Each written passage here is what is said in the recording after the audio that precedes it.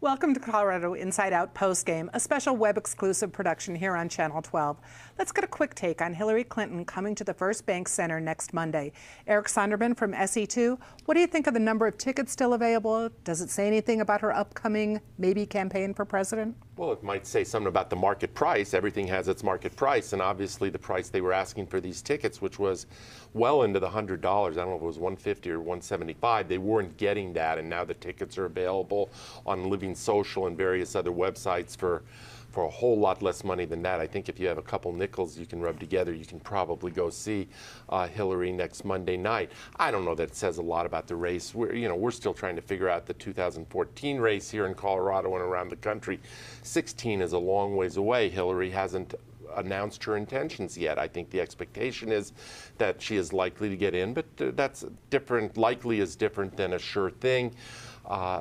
There's a track record in this country that has only been broken once since Roosevelt, which is after a two-term presidency, i.e. Obama's 2 terms, can the Democrats hold the White House? Only one party has held the White House after a 2-term presidency since Roosevelt, that being the Republicans with Bush 1 after 2 terms of Reagan. So the Democrats are going to be up against that historical trend.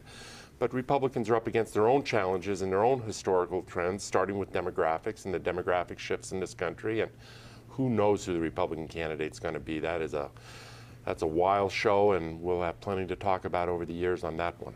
David Kopel from the Independence Institute and DU Law School. Will you be up there with Hillary? I will not. I have to wash my hair that day. Like a lot of people being mentioned for president, it's financially advantageous for Mrs. Clinton to be considering running for presidency, because that is one of the ways she raises money for the Clinton Foundation. So like the Saudis and other associated high-minded donors give money for their noble purposes and also to buy access to the Clintons. And if she ever says I'm not running, then that cuts down the money flow. But I predict that she will not be the Democratic nominee, because I think the country as a whole is desperate to avoid the Groundhog Day scenario of Jeb Bush versus Hillary Clinton. We'd probably go out and draft State Senator Jason Carter or something like that, Jimmy's grandson, to run instead of going through that again. Elizabeth Warren is getting a lot of excitement on the Democratic side, but she has the unfortunate bad example before her of Barack Obama of, this new senator, very exciting, good speaker, really fires up the left wing of the party, but when actually being president, having to manage a large organization, not so good at it. I think that's a real problem for Rand Paul on the Republican side as well. So I will make a prediction in advance that Maryland Governor Martin O'Malley is going to be a much more serious contender and possibly the nominee.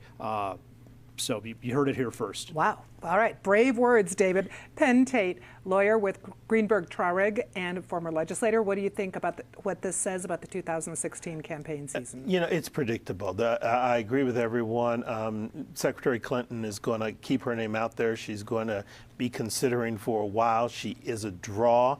She'll be able to help some local candidates, Democratic candidates, to raise a little bit of money. If I were she, I wouldn't be too concerned about the fact that some of her people overpriced the tickets for the event.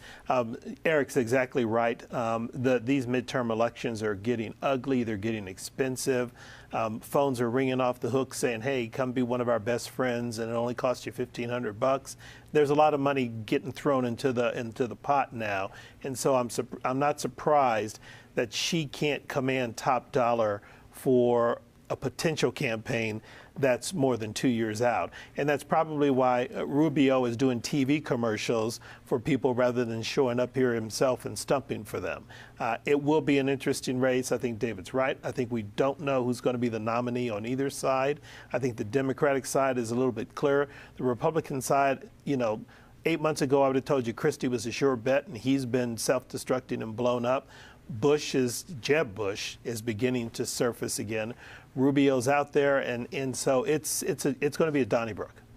And Natasha Gardner, senior editor at 5280, you're sending a reporter there Monday night. What do you think will be happening with Hillary? Well, I think Hillary is always a fascinating speaker. I mean, she certainly sold out plenty of events in her time and not at other times. And ultimately, she's an interesting woman who's led an interesting life.